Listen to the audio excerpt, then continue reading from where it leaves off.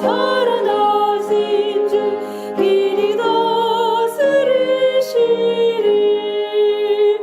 영광 중에 왕을 배우리 영원토록 찬양하겠네 나를 위하여 돌아가신 주 그날 왕을 뵙겠네 그날이 오면 왕을 배우리 그의 얼굴 대하리 그때 내 맘에 솟는 노래는 나를 구속하시니 영광 중에 왕을 배우리 영원토록 찬양하겠네 나를 위하여 돌아가신 주 그날 왕을 뵙겠네.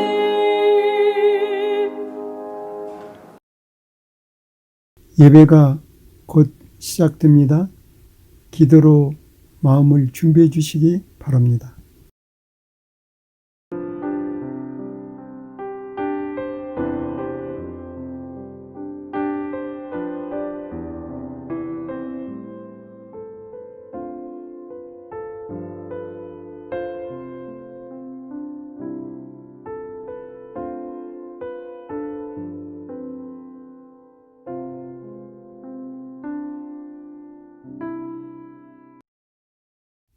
캐나다 전국에 계신 성도님 여러분 모두들 안녕하십니까?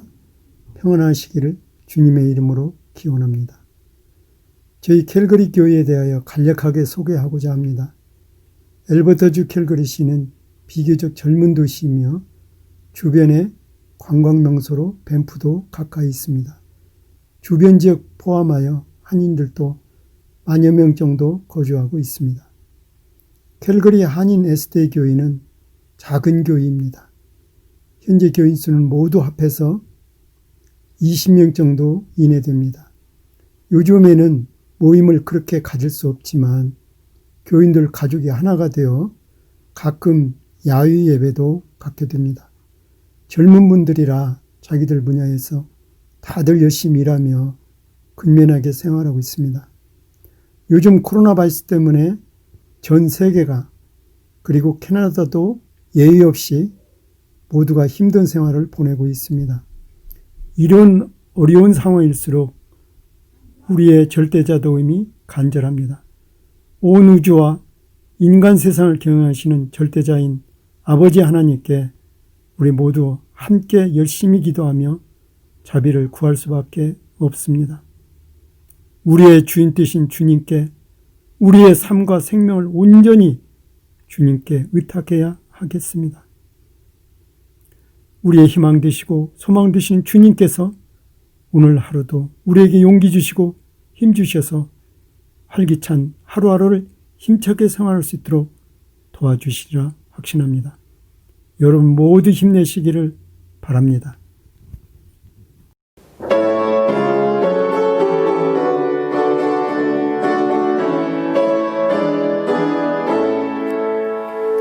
주만 계신 이를 마치고 다 기쁘게 승천할 때 그 택하신 모든 무리 예루살렘 가겠네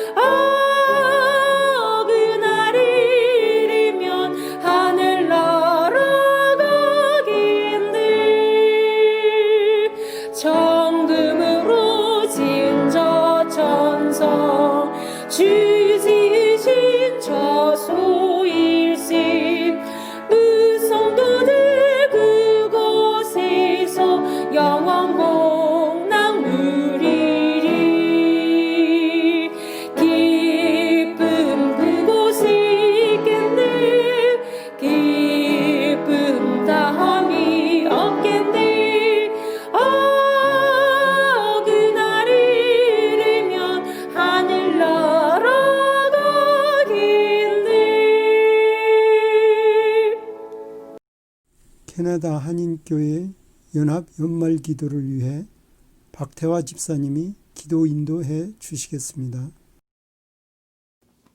하늘과 땅 모든 우주의 주인 되시며 생명의 근원 되시는 거룩한 주 하나님, 당신의 은혜로 먼지와 다를 바 없는 저희들에게 그리스도의 보혈의 피로 새 생명을 주시고 자녀 삼아 주심을 인해 당신께 감사 찬송 올립니다.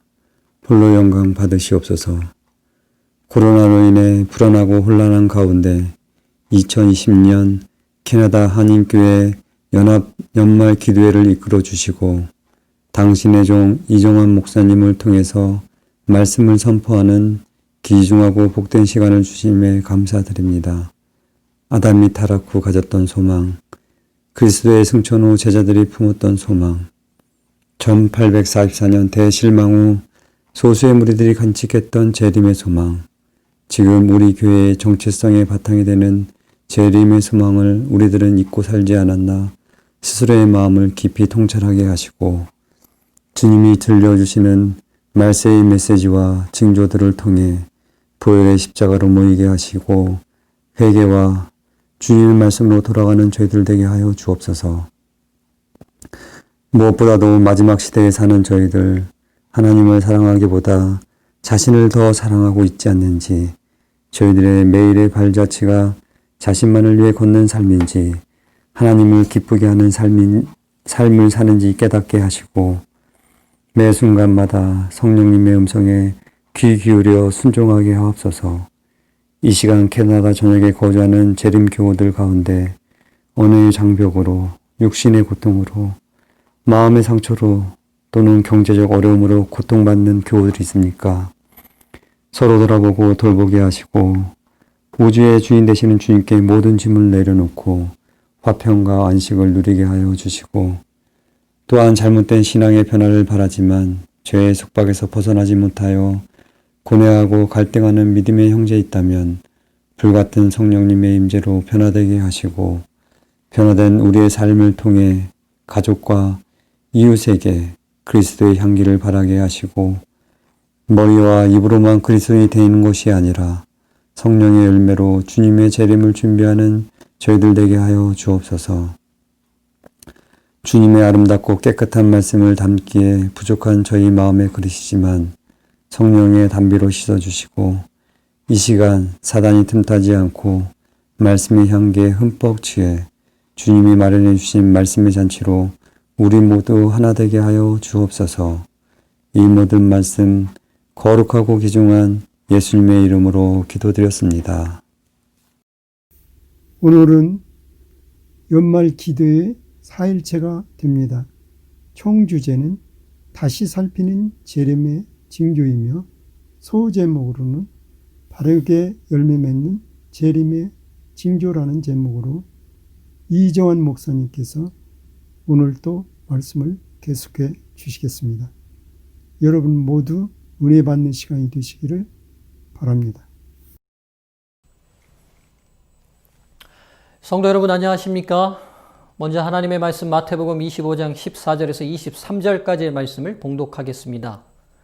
또 어떤 사람이 타국에 갈 때 그 종들을 불러 자기 소유를 맡김과 같으니 각각 그 재능대로 한 사람에게는 금 5달란트를, 한 사람에게는 2달란트를, 한 사람에게는 1달란트를 주고 떠났더니 5달란트 받은 자는 바로 가서 그것으로 장사하여 또 5달란트를 남기고 2달란트 받은 자도 그같이 하여 또 2달란트를 남겼으되 1달란트 받은 자는 가서 땅을 파고 그 주인의 돈을 감추어 두었더니 오랜 후에 그 종들의 주인이 돌아와 그들과 결산할세.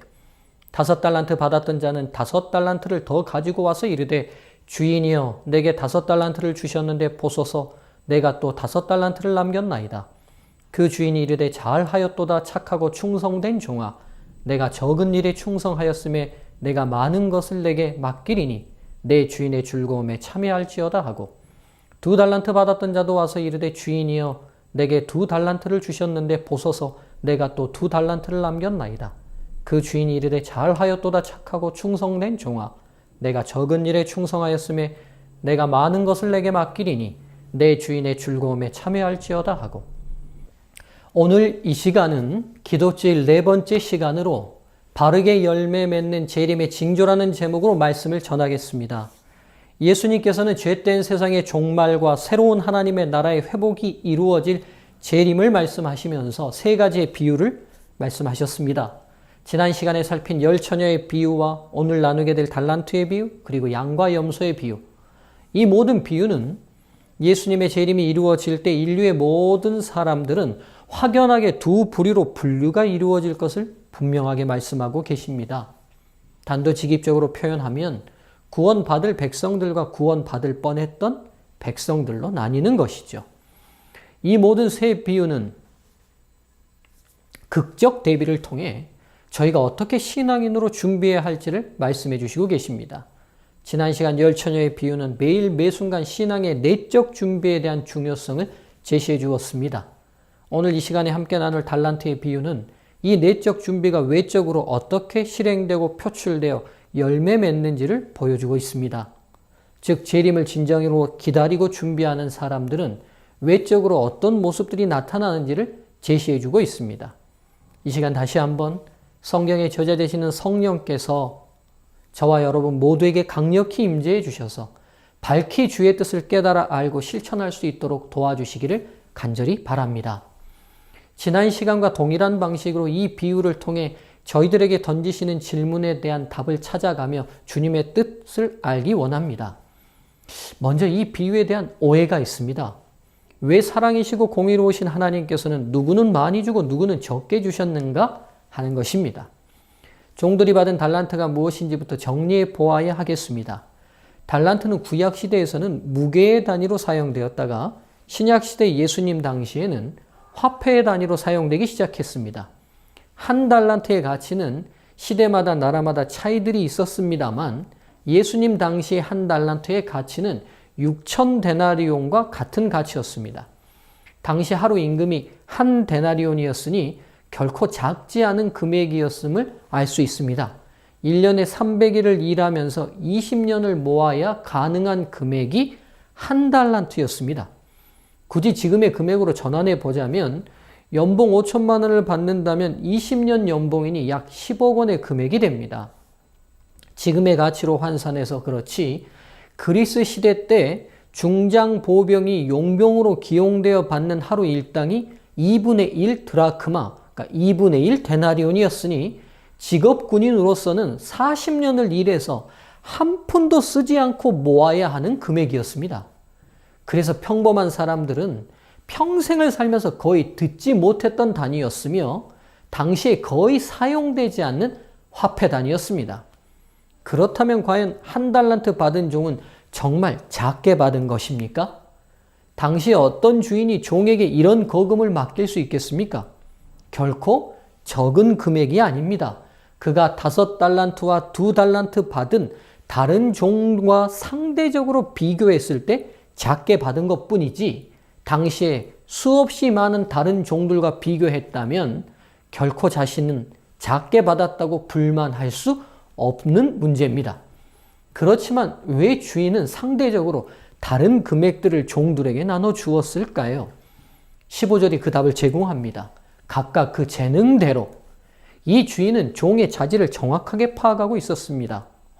사람의 인격과 자질을 능가하는 재물은 화가 되었으면 되었지 결코 축복이 되는 것이 아닙니다. 돈 자체가 축복이지 않습니다. 그것을 어떻게 활용하느냐에 따라 축복이 될 수도 있고 저주가 될 수 있습니다. 인간이 가진 모든 재능도 마찬가지입니다. 그 재능의 많고 적음이 성공과 실패를 부르는 것이 아닙니다. 그 재능을 사용하는 사람의 인격과 자질에 따라 축복이 되기도 하고 저주가 되기도 합니다. 여기서 한 탁월했던 인물을 소개해 보려고 합니다.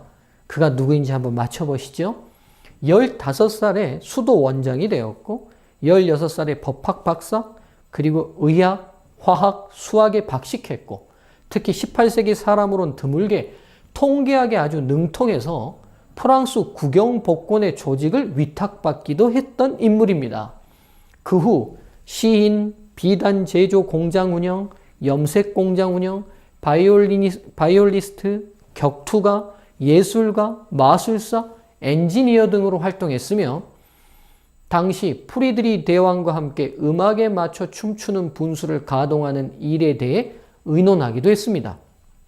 또한 5만 가지 부분에 대한 많은 저서를 남겨서 후대에 그의 서적을 연구하는 그의 이름을 딴 연구회까지 만들어졌습니다.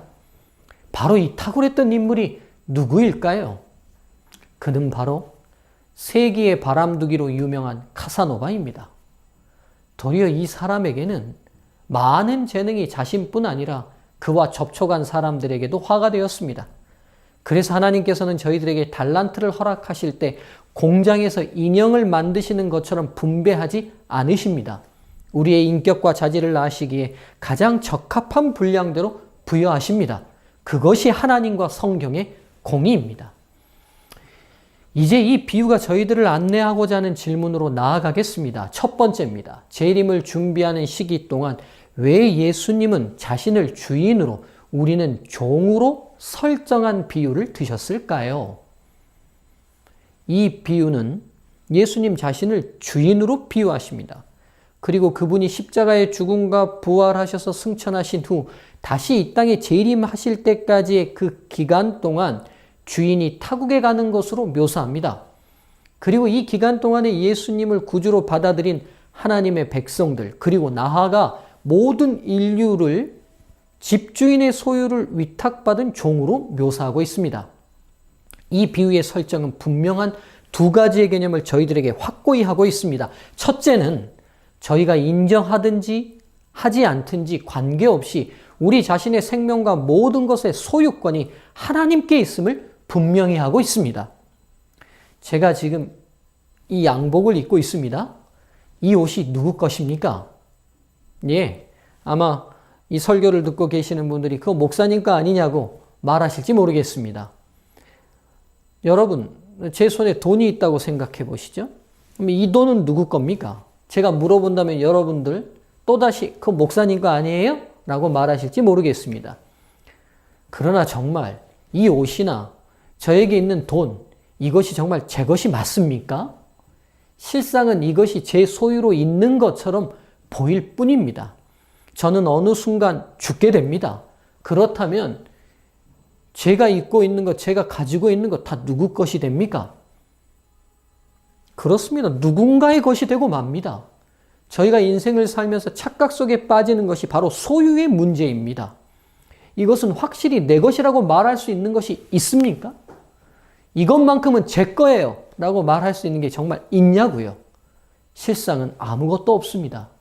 언제나 저희가 누리는 것은 정해진 기간이 있습니다. 저희가 살아있을 때 뿐입니다. 더욱 근본적으로 저희의 생명 또한 저희의 것이 아닙니다. 생각해 보시지요.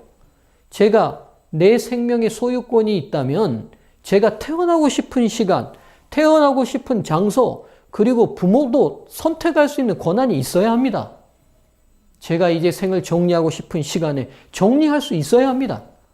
그러나 저의 생명조차 저희가 어떻게 할 수 없는 손에 의해서 시작되었고 맞춰지게 됩니다.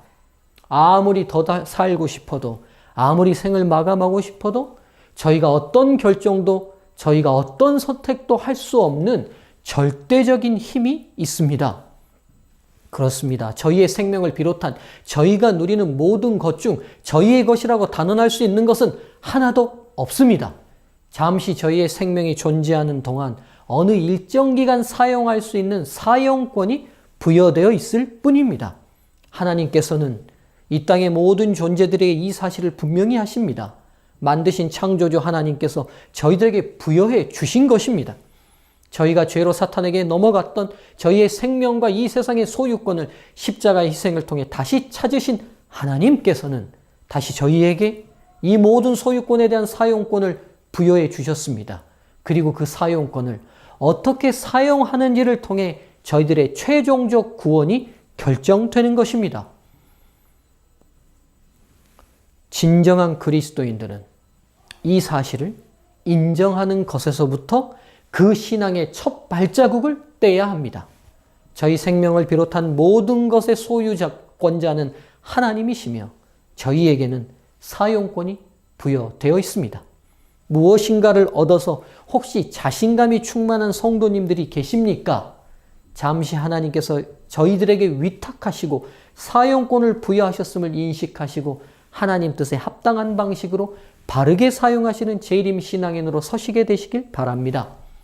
무엇인가를 잃어서 혹시 낙심하신 성도님들이 계십니까? 잠시 하나님께서 저희들에게 위탁하신 사용권을 회수하신 것이니 여러분의 소유를 잃어버린 것처럼 슬퍼하거나 좌절하지 마시기 바랍니다.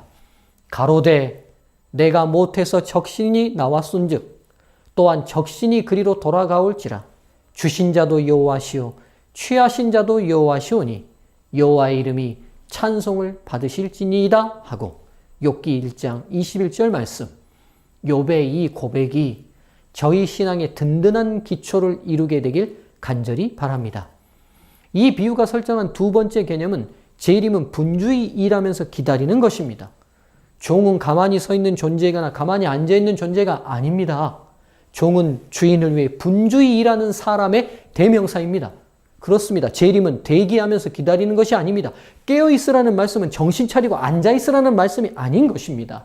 주 만나기를 예비하라는 말씀은 목욕 깨끗이 하고 옷 잘 차려입고 의자에 앉아있으라는 말씀이 아닌 것입니다. 예수님 당시의 종이 얼마나 주인을 위해 분주히 활동했는지를 보고 그들처럼 움직이면서 준비하고 기다리는 것입니다. 다음으로 그는 그의 재림을 기다리는 것이 무엇을 의미하는지를 보여주셨는데 그것은 무료하게 기다리는 일로 시간을 보낼 것이 아니라 부지런히 일하면서 시간을 보내라는 것이었다. 이러한 교훈을 달란트의 비유로서 가르쳐 주셨다. 실물교훈 325쪽에 있는 말씀입니다. 이 비유를 통해 저희에게 주어진 중요한 두 번째 질문은 바로 이것입니다. 충실한 종과 불충실한 종은 어떻게 다른 열매를 맺었을까? 어디서 그런 차이가 시작되었을까? 충실한 종, 불충실한 종은 주인을 대하는 태도를 통해 주인을 보는 인식의 차이가 있음을 확인할 수 있습니다. 먼저 왜 충실한 종들은 주인이 준 달란트를 가지고 주인이 없는 동안 이렇게 주인을 위해 애쓰고 노력하여 또 다른 달란트를 남겼을까요?